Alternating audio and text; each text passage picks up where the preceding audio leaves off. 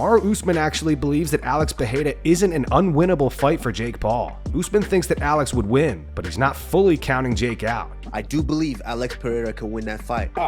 Win that fight? I think he knock him out. I do, but I don't think it's an unwinnable fight for Jake Paul. I don't think so. Jake Paul is definitely, he did show some really good things there. Being able to stick by the jab, commit to the jab. Yes, I know Alex Pereira is very good in doing the thing that was giving Mike Perry success in that fight, and that's slip counter. But Alex Pereira also holds his hands very low. Yes, he has a mean left hook, but he also holds his hands very low. That head moves when he's slipping and ripping, but other than that, it's not like it's constantly moving. It's not constantly doing what boxers' head movement should be doing. So I am not completely counting Jake Paul out of the fight, even though I do think Alex Pereira wins. I'm not completely counting Jake Paul out of that fight.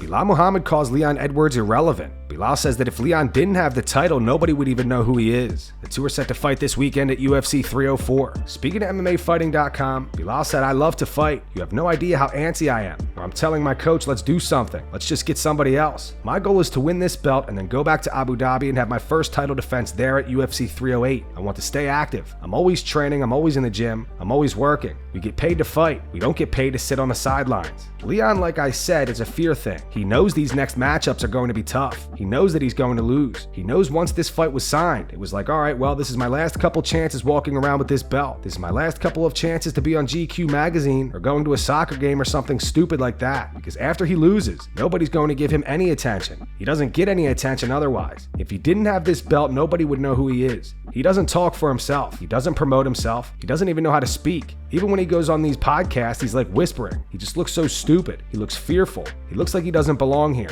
That belt doesn't belong on his shoulder. It belongs on my shoulder. Once I get the belt, I'm going to show the division. I love it. When I look at stuff and I always bring up what's God's plan. You wanted UFC 300. You wanted to be the headliner of 300. But when I saw this opportunity, when I saw I was going to Manchester, I was like, bro, that's what it is. That's where this chapter ends. That's where this title reign, this title run, one of the hardest title runs I think in UFC history. When you look at the matchups I had, the people I had to fight, it ends with me going to his hometown, beating him on his home soil, and taking the belt from there and bringing it back here. My goal isn't to be the champion. My goal is to be the best welterweight to ever do it. So for me to go out there and beat Leon, who beat Kamaru Usman twice, who everybody thought was the best welterweight to do it, then I'm ahead of him and I'm right underneath George St. Pierre. You give me Shavkat Rakhmonov, you give me Jack Della Maddalena, you give me Ian Gary, and then when I walk through all of them, there's nothing else. I'm just going to be cemented as the best to ever do it.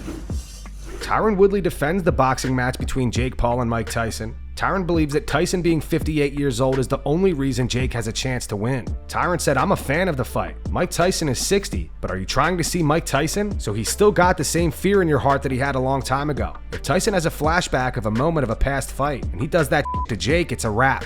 So that's the fight. The age is the only reason why Paul even has a chance. That's why it's kind of an even fight. Paul's age, youth, and ability to just have a screw loose, and Mike's experience, 60 pro fights, world titles against killers, and just probably being the most feared combat competitor ever. I still think that Mike Tyson has enough in him to knock Jake out. Could Jake win? Yeah. Jake would have to fight Mike Tyson the same way he fought Mike Perry. Jab high, jab low, move, because you remember, Mike Tyson has his hands right by his chin. He's not going to change that for this fight. So when you jab right in the middle of these two gloves, at the very minimum, it's going to push Mike back. Pushing him back keeps him out of that range that Tyson needs to get into. If Jake fights him that way and maybe lands some good body jabs, body punches, and starts to deplete him, get him frustrated, get him swinging crazy, he could maybe tire him out and look in the later rounds to try to finish it off. That's the game plan, and that's the only way I see Jake beating Mike. I see a lot of different ways of Mike beating Jake.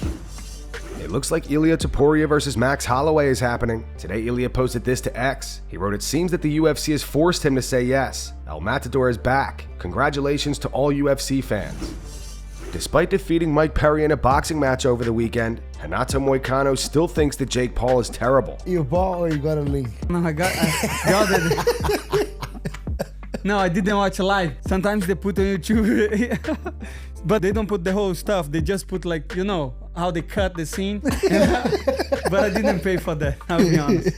But my problem with Jake Paul is... I don't know, he's terrible. He's terrible. He's that bad. The way he was doing, like, he was doing everything right. The jabs, the counter, the 1-2, but like his posture is not like a boxer. He's like an amateur, brother. He's good at the same time. He's awful, but he's good. Perry said Jake cracked his rib in round 1. That body shot, the very first round. Curtis Blaydes says Alex Pereira moving to heavyweight would be a bad move. Curtis says he'd f Alex up. Alex Pereira's inevitable move to the heavyweight division Bad as well. idea. Bad idea for him. I'll give you my premeditated plan. I'm gonna shoot immediately. Why would I give him any chance to knock me out on the feet when I know I can take him down at will? And I'm sure he has to know that. I think he's looking for a specific heavyweight, not any heavyweight. He has matchups against. I could see him beating guys like Ty. We watched him sparring Ty Tuivasa. Maybe some other guys in like the bottom of the top 15, but you give him a top 5 guy with some real weight, he's not winning. You know, when you mentioned shooting straight away, would part of it be in your mind the fact that he has a devastating flying knee when we kind of look at the Masvidal I'm gonna eat that situation? knee. I ate one from Alistair. You think he throws harder knees than Alistair? I know he got the aura going on right now, but I ate a knee from 265-pound Alistair. I'm good with eating knees. So would you welcome in Alex Pereira to the heavyweight division if you win on Saturday night? I know this is what everyone wants to hear. Yes, I would up Alex Pereira. It's not because he's not good. I'm heavier than he is. Just a heavyweight, gravity, weight matters. It's not a skill based. That's just how it is. Alex Pereira teases that Dana White is trying to get a hold of him. Alex posted this to his Instagram. He wrote, "Call or not to call." Belal Muhammad and Leon Edwards ran into each other at the Fighter Hotel.